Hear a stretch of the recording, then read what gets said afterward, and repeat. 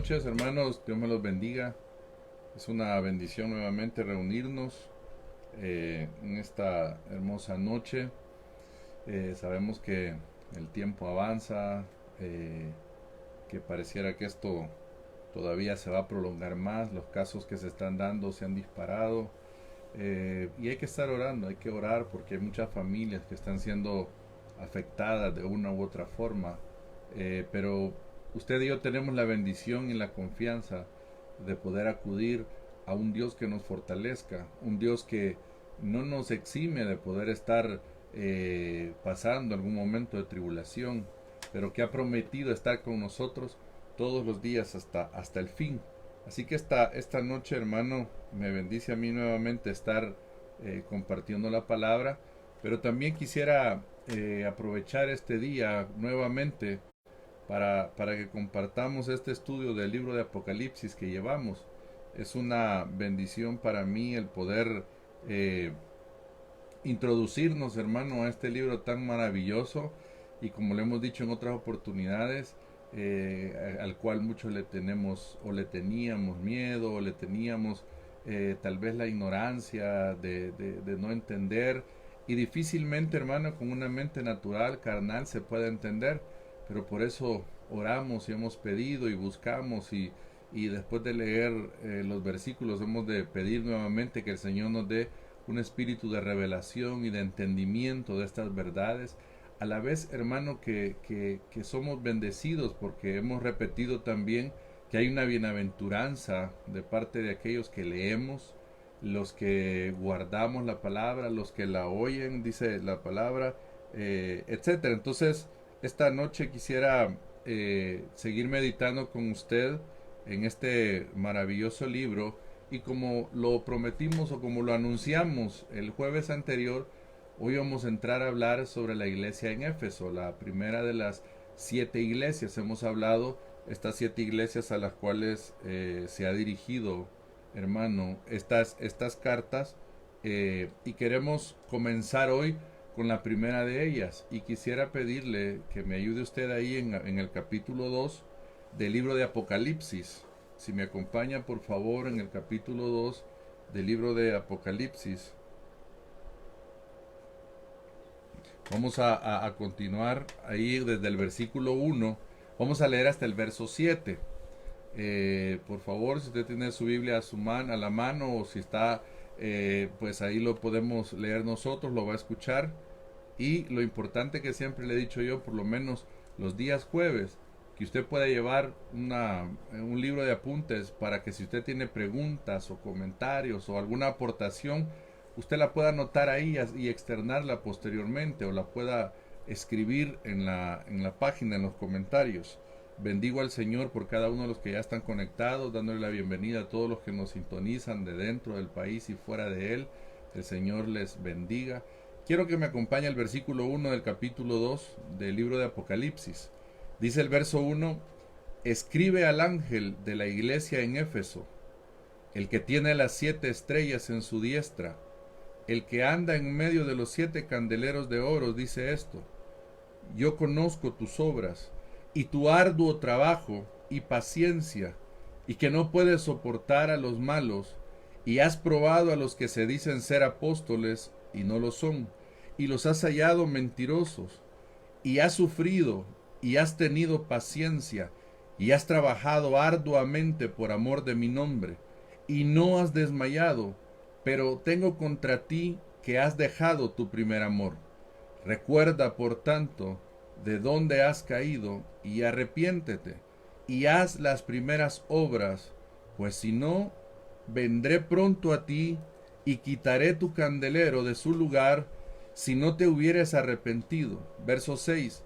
Pero tienes esto, que aborreces las obras de los Nicolaitas, las cuales yo también aborrezco. Verso 7. El que tiene oído, oiga lo que el Espíritu dice a las iglesias. Al que venciere, le daré a comer del árbol de la vida, el cual está en medio del paraíso de Dios.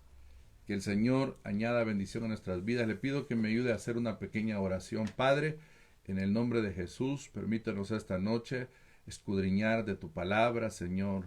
Hay una bienaventuranza, como lo hemos venido repitiendo, Señor, para los que leemos esta palabra, las palabras de esta profecía. Hay una bienaventuranza para los que, Señor, oímos esta palabra, para los que la guardamos.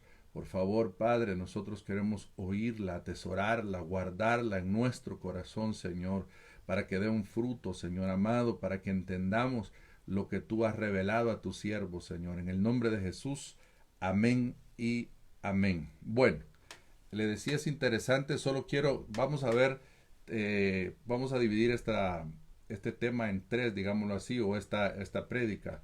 El primero, quiero hablarle algo bien interesante acerca de las 7 iglesias. Esto es un tema en común. Esta es una forma didáctica, por así decirlo, que se representa en las 7 iglesias.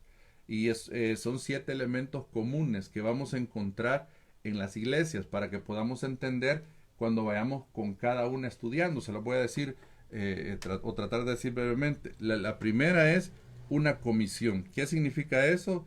Es a quién está dirigida. Escribe al ángel de la iglesia que está en Éfeso. Esa es una comisión. La vamos a encontrar en las 7 iglesias.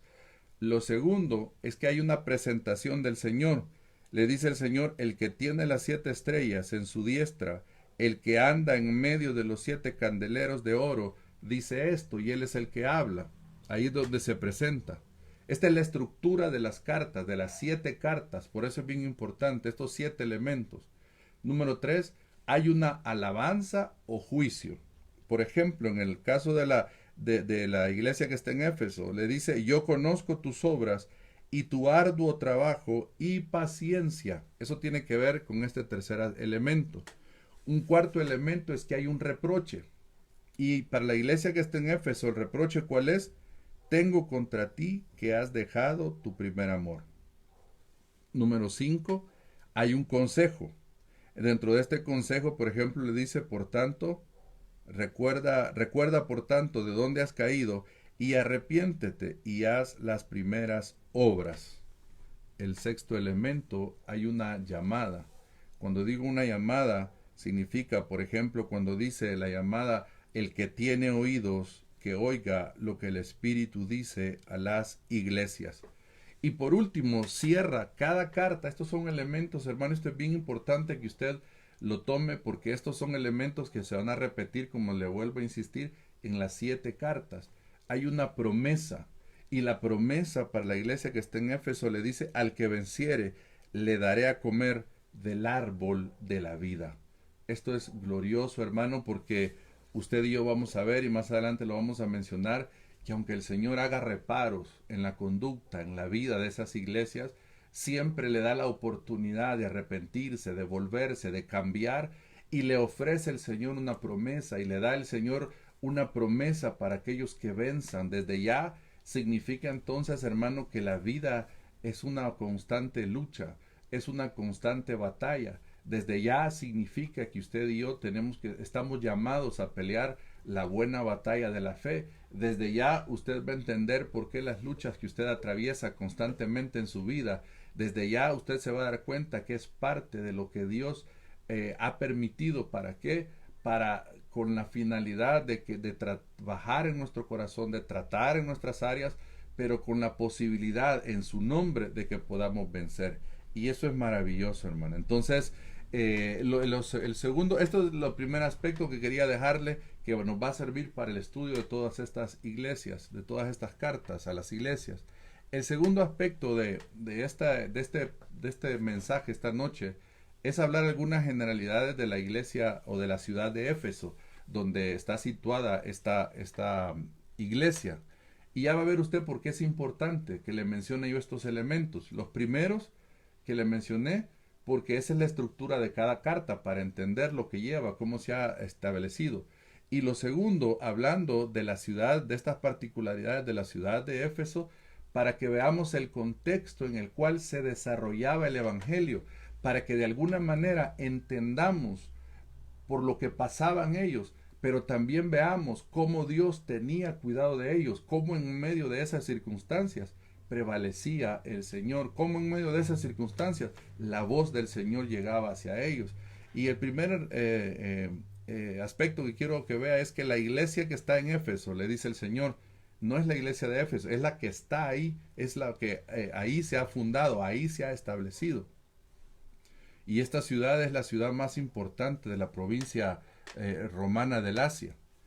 La palabra Éfesis dan este significado muy peculiar. Significa deseo ardiente. Ya va a ver usted qué tremendo, porque Éfeso significa entonces deseo ardiente, de esta raíz Éfesis, deseo ardiente. Y vea usted cómo el reproche que el Señor trajo en el sentido de que has perdido tu primer amor. Lo siguiente que yo quiero dejar en su corazón es que para algunos representa esa era apostólica que va desde los apóstoles hasta el mismo apóstol Juan al escribir esa era apostólica, por así decirlo, que abarca ese tiempo.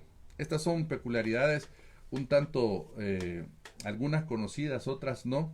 Y esta otro aspecto es bien curioso porque esta ciudad, llamada guardiana del templo, era dedicada a la diosa Artemis o Diana en latín. Usted lo va a encontrar, y si usted puede leer después Hechos 19:35, usted va a ver que ahí en Éfeso había un templo a esta diosa, a Diana de los Efesios, y era una idolatría que tenían hacia ese lugar muy fuerte. Era un lugar tan pagano, era una tierra tan dada a la idolatría, y en medio de eso surgió la iglesia de Cristo en ese lugar.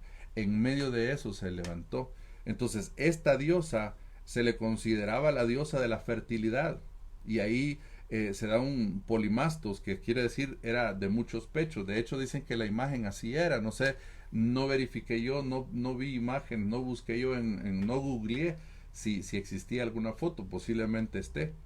Pero lo curioso es que en este contexto de esta tierra, de esta ciudad, hacia el año 52, penetra el cristianismo. Y esto a través me llamó la atención esto que dicen acá los estudiosos, que dicen que fue a través de Priscila y Aquilas que el evangelio empezó a penetrar, que llevó a la fundación de la iglesia. Y quien fundó la iglesia ya localmente hablando fue el apóstol Pablo. Esto es, como le digo, solo son generalidades de esta iglesia. Hoy vamos a la tercera parte. Mire, vamos viendo muchos aspectos y hemos ido un poquito rápido. Aquí vamos a detenernos un poco más. Vamos a empezar a ver algunos aspectos de los artículos, perdón, se me lengua la traba, de los versículos. Como he estado viendo yo el debate que tienen ahí en la asamblea, se me viene lo de los artículos. Los versículos. En el versículo 1, aquí ya vamos más en detalle. Y aquí hay unas cosas muy preciosas, hermano, que usted y yo vamos a verlas. Número 1, en el versículo 1, el que tiene las 7 estrellas en su diestra. Y esto es algo precioso, ¿sabe por qué? Porque las estrellas, recuerde usted que representa a las iglesias, habíamos dicho. Y dice que el Señor tiene a las iglesias en su mano, en su diestra. Por eso es que nosotros decimos, hermano, que el Señor nos tiene en su mano. Por eso usted y yo debemos de recordar, porque esto, aunque tiene un simbolismo, porque Él habla de que Él es el Señor, de que Él es dueño, también habla de que hay protección y bendición, porque imagínese usted y yo estamos guardados en la mano del Señor. Así que esto es algo muy precioso. ¿Por qué? Porque posiblemente usted, familiarmente o de cualquier índole, pueda estar pasando, haya pasado o vaya a pasar alguna situación fuerte o difícil, pero ¿sabe qué? Recuerde que usted está en la mano del Señor, y de su mano, hermano, que alguien lo arrebate está difícil. ¿Por qué? Porque Él es el Señor, porque Él es el dueño. Él nos tiene asidos de la mano. Entonces hay otra versión que dice eso, que el que tiene asidas las estrellas en su diestra, nos tiene agarrados. Pues el Señor te tiene agarrado, hermano, el Señor te tiene agarrada. Y a veces vamos a pasar momentos difíciles, circunstancias que nadie quisiera pasar, pero recuerda esto: estás en la mano del Señor, el Señor te tiene en su mano. Entonces mire qué precioso ir viendo estos detalles. Por eso le digo, ya en los versículos 2 y 3 entra meramente a establecer a esta iglesia, y le dice: yo conozco tus obras, tu arduo trabajo y paciencia, y que no puedes soportar a los malos y que has probado a los que se dicen ser apóstoles y no lo son y los has hallado mentirosos y has sufrido y has tenido paciencia y has trabajado arduamente por amor de mi nombre y no has desmayado. Amada iglesia del Señor, el Señor conoce tu vida, tu trabajo, tu entrega, tu dedicación, como lo hemos estado viendo acá. Yo conozco tus obras, les dice el Señor. Yo conozco tu arduo trabajo. Yo sé que has tenido paciencia. Hermano, muchos que me escuchan han tenido la paciencia de saber que aunque las promesas no han llegado, pero se han mantenido fiel al Señor. Muchos están en los caminos del Señor y a pesar de que tal vez no han visto las promesas como el Señor les ha hablado, ahí siguen. Recuerdo yo en la palabra del Señor a un hombre que dice que se sostuvo como viendo al invisible. Eso es importante, hermano, y Dios conoce tu vida, Dios sabe lo que has trabajado, lo que te has entregado, y también sabe si tú te has sentido solo en medio de ese trabajo, si alguien te ha reconocido ese trabajo o no. Es decir, el Señor conoce por dónde has venido y Él ha estado ahí, como dice acá el versículo, y dice, y no puedes soportar a los malos, has probado a los que se dicen ser apóstoles y no lo son. Y aquí hay algo bien importante, porque el hecho de que haya una prueba a ministerios que han resultado falsos, no elimina a ministerios genuinos.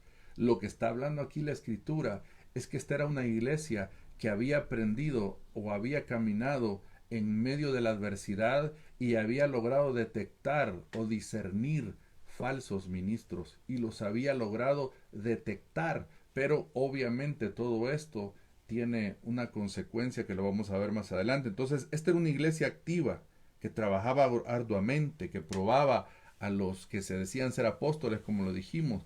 Y note algo, la fatiga no los había vencido, continuaban trabajando. Así que yo quiero animarte a ti, hermano, porque muchas veces las circunstancias que nos rodean nos fatigan físicamente, espiritualmente, y como comúnmente decimos, queremos tirar la toalla porque para qué creer, Dios no me escucha, miren lo que pasó, miren esta injusticia, pasó esta otra cosa. Sigue trabajando, que la fatiga no te detenga, la fatiga no te venza, sigue adelante, que el Señor está contigo.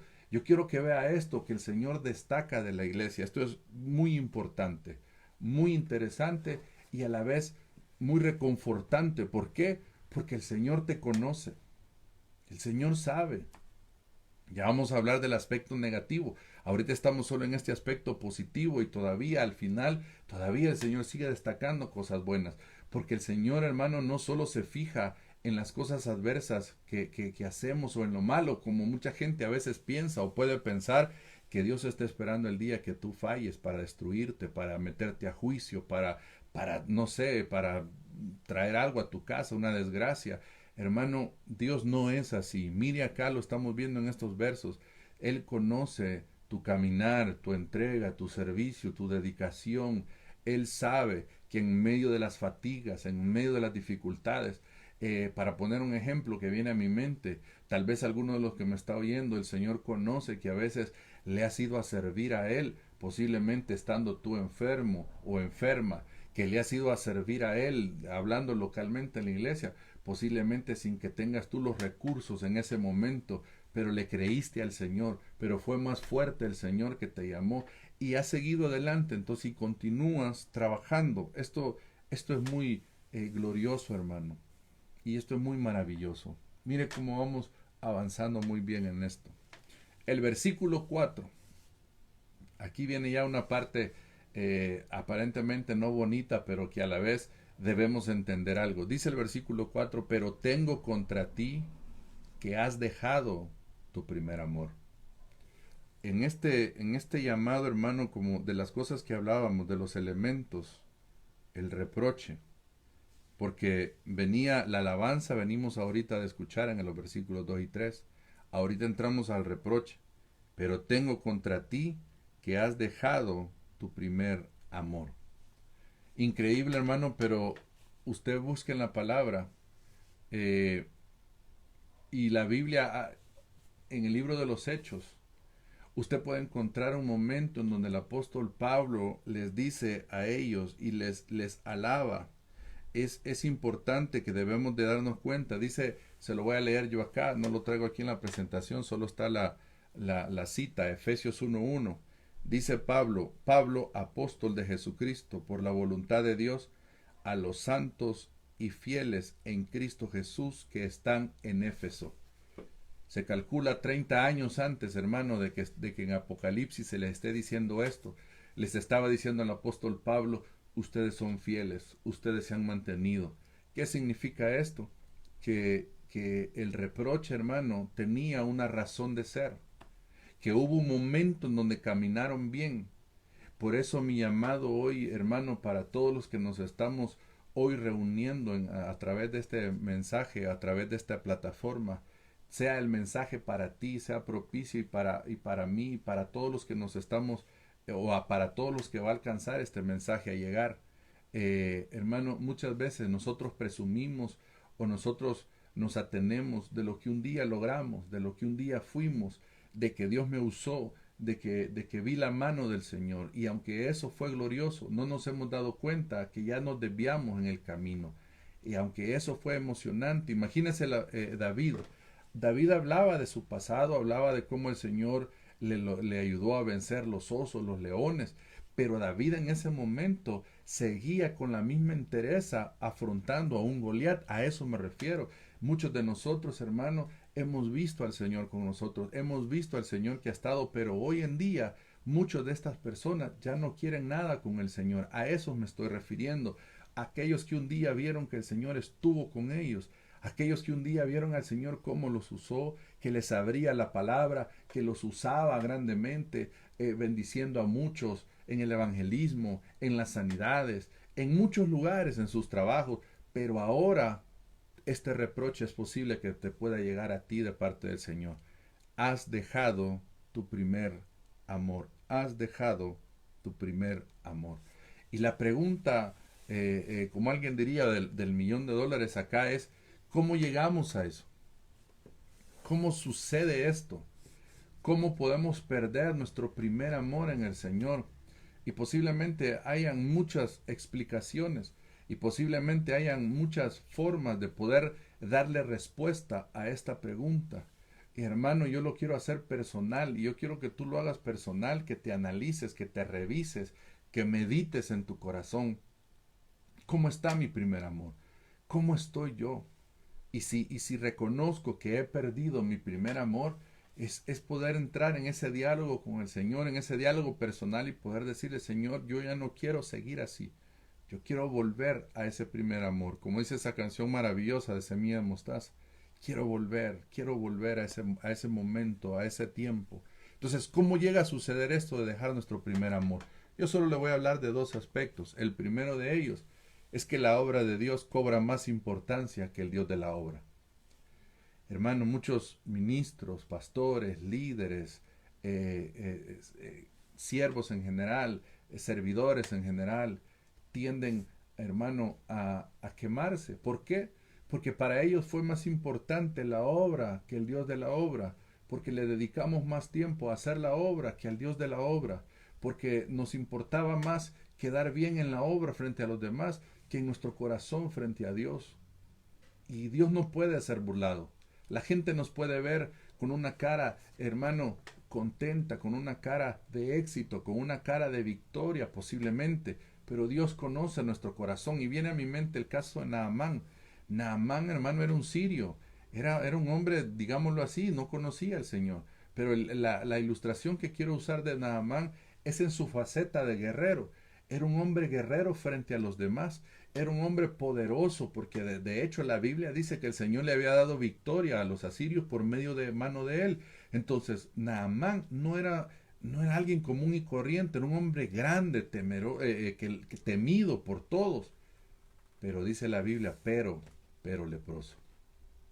Y esto es impactante porque lo tremendo que se vino a evidenciar es que aunque él externamente la gente podía pensar algo de él, en su interior él se estaba muriendo, él se estaba despellejando, él se estaba y muriendo no solo me refiero físicamente, posiblemente, sino me refiero en su ánimo, en su vigor. Imagínese usted lo que podría haber pensado él para sí mismo al decir, la gente lo vituperaba, la gente le cantaba, la gente le decía, ahí viene Naamán, el poderoso, el grande posiblemente.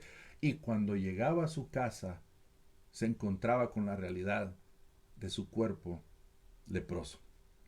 Entonces mucha gente, hermano, en la obra del Señor va caminando y va en ese desgaste. Y vamos en ese desgaste. Por eso le digo yo en este primer aspecto, cuando la obra de Dios cobra más importancia que el Dios de la obra. Entonces, aquí, ¿qué debemos hacer? Debemos de procurar mantener el mismo amor ardiendo por Cristo, hermano. Y el segundo aspecto, que lo vemos a la luz de la Escritura, porque pareciera que, porque estos dos aspectos es en base al contexto de Éfeso, hermano, de la iglesia que está en Éfeso. ¿Por qué el primero? Le digo yo, porque ellos, su arduo trabajo, pero había dejado lo más importante, había cambiado lo más importante, había preferido el activismo y el quedar bien en las mesas y en todo que con el Dios que al cual servían. Pero este segundo aspecto también es muy interesante, el surgimiento de tanto mentiroso. Porque imagínese usted, aunque ellos, eso es fatigoso, hermano, que constantemente en esa batalla encontrarse con ministerios que entre comillas decían ser algo, como dice ahí la escritura, pero no lo eran.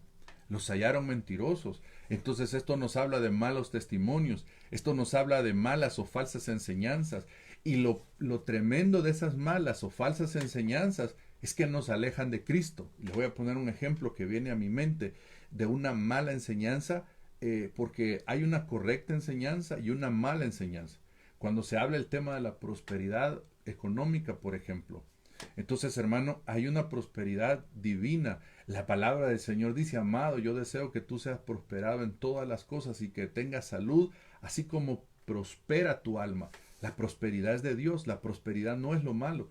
Pero cuando se toma un tema y se lleva a un exceso, y entonces la gente ya no ve al Dios que prospera, sino que la gente ve solo lo material, y entonces se vuelve en un buscador uno de las añadiduras antes que del Dios de las añadiduras. Entonces, esos malos testimonios, esas malas o falsas enseñanzas, hermano, provocaron, fueron minando a esta iglesia para perder su primer amor.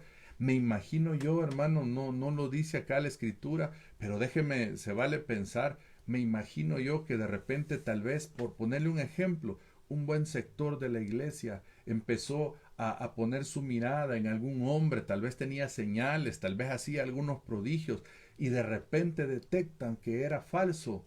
Y eso, hermano, desmorona a muchos.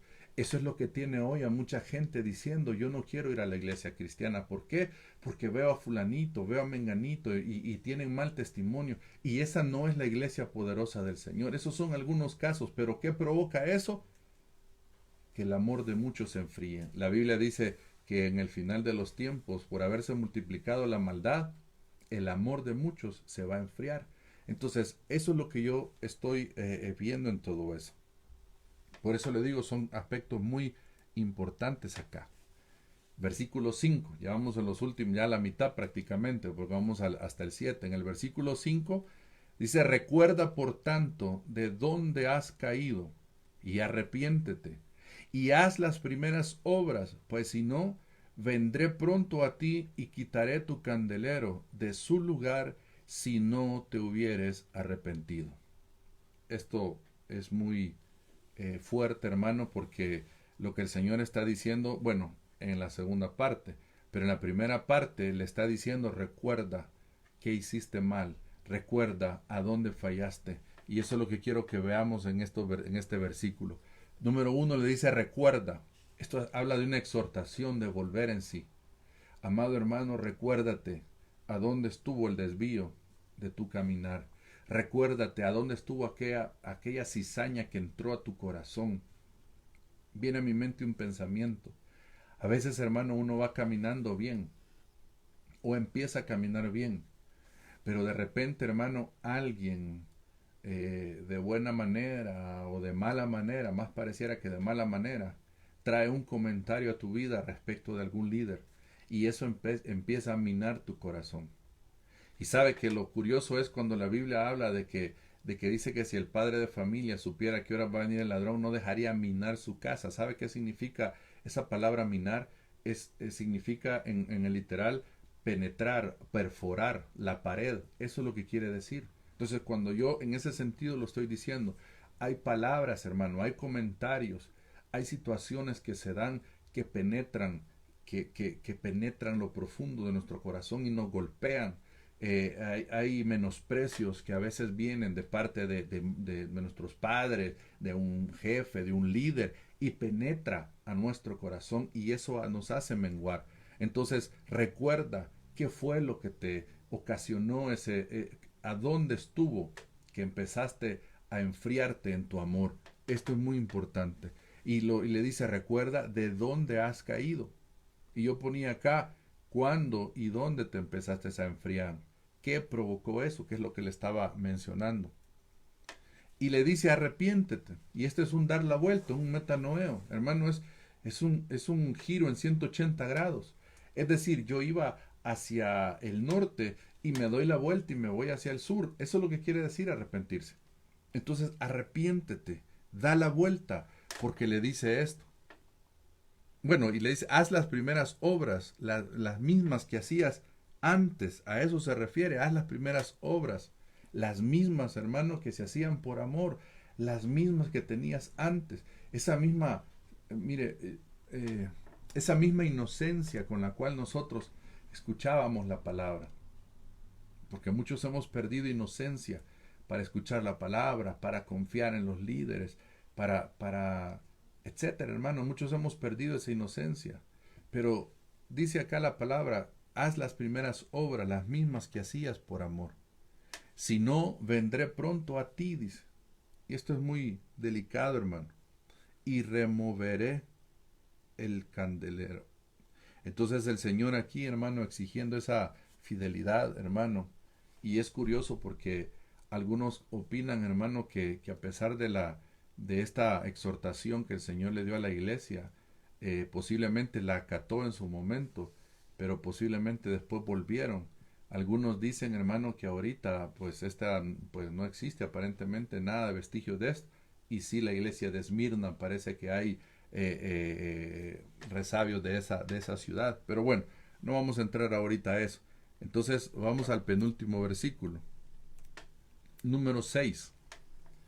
Pero tienes esto, que aborreces las obras de los nicolaitas, las cuales yo también aborrezco. Aquí hay una alabanza final, por así decirlo, una exaltación del Señor a esta iglesia. Pero tienes esto, que aborreces las obras de los nicolaitas, las cuales yo también aborrezco. ¿Quiénes son los nicolaitas? ¿Quiénes son estos? Por ahí hay un diácono, hermano, no aquí de las iglesias, sino que en este contexto bíblico, llamado Nicolás, que se dice que apostató de la fe y que fundó una secta. Esta es, digamos, como la primera versión de esto. Este personaje, Nicolás, apostató de la fe y fundó una secta.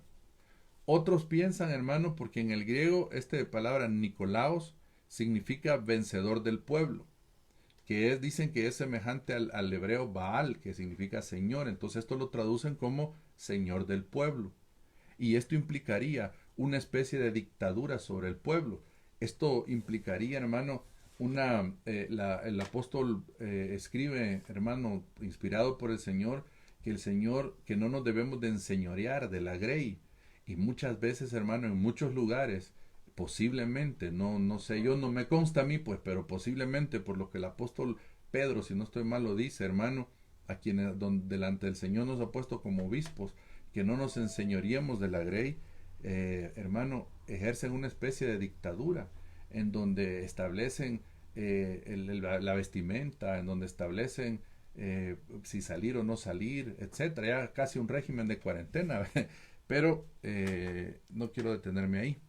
El último, este personaje, Jansón, dice que para él es un criptograma. No voy a entrar por causa del tema en estas palabras, solo voy a mencionar esto. Dice que la raíz hebrea de NKI, de Nicolás, o el NKL, perdón, que aparece dos veces allá en el libro de Números 25:18, significa ser falso, significa seducir, significa tentar. Lo que esto implica es que esta gente, estos nicolaitas, eran sincretistas. Sincretistas significa que hacen una mezcla de varios pensamientos, lo quieren hacer en uno solo. Y entonces mezclaban los ritos cristianos con los ritos paganos e incitaban a la apostasía, incitaban a la fornicación. De hecho, hermano, algunos también consideran o han llegado a establecer que estos nicolaitas fomentaban las relaciones homosexuales, por ejemplo. Es decir, esta secta de los nicolaitas era una secta, hermano, como quizás lo que estamos viendo en estos días que se está levantando en muchos lugares en donde se está aceptando todas estas prácticas que la Biblia establece como algo contrario. Y quiero terminar porque el tiempo avanzó con el versículo 7, en donde el Señor dice, el que tiene oído, oiga lo que el Espíritu dice a las iglesias. Interesante, hermano, porque esto nos recuerda que es el Espíritu Santo el que le habla a las iglesias. Recuerde lo que dijo el Señor en Juan 16:13, que era el Espíritu Santo el que nos iba a hablar. Pero también esta primera parte de este versículo, porque no lo hemos leído todo, nos hace reflexionar a esto. ¿A quién le habla? El Espíritu Santo es el que le habla. Y dijimos a la iglesia, pero ¿sabe quién más? Al que tiene oído para oír, el que está apercibido, el que está dispuesto, el que está atento a escuchar la voz de su Dios, porque hoy mucha gente no quiere escuchar a Dios. Mire, hoy hay mucha gente que le cree más a Facebook que a la palabra del Señor. Hoy habemos muchos, me voy a incluir, que cuando vemos aquí que tenemos más oído para noticias, para Facebook, para las redes sociales, que para la voz de nuestro Dios. Que el Señor tenga misericordia de nosotros. Y en la segunda parte del versículo, con lo que quiero terminar, es con la promesa que hemos hablado. Al que venciere, le daré a comer del árbol de la vida, el cual está en medio del paraíso de Dios. Recuerde usted, hermano, que allá en el paraíso el Señor les prohibió y por eso los sacó a Adán y a Eva para que no tomaran de ese fruto, porque este era un fruto que les iba a dar inmortalidad a ellos. Entonces significa que en pecado y en inmortalidad, híjole hermano, era algo nefasto que iban a tener. Pero nos habla acá de vencedores, porque hay una batalla, hermano, recuerde, lo mencionamos al inicio, una batalla de fe. Entonces la promesa de los vencedores, ¿cuál es? Comerán del árbol de la vida, como ya le dije, de la inmortalidad. Ahí está el versículo en Génesis y habla del árbol de la vida. ¿Y por qué se lo quiero destacar? Por este último aspecto que vamos a ver. Árbol es traducido también como madero y esto nos habla de la cruz. ¿Por qué le digo esto? Porque la misma palabra que le he mencionado de Apocalipsis y que habla en Génesis, aunque obviamente allá en el hebreo y en Apocalipsis en el griego, se traducen como árbol, como madero, y eso nos habla de la cruz. Es la misma palabra que está en este versículo en Hechos 5:30, que es el último que le voy a leer para que podamos orar.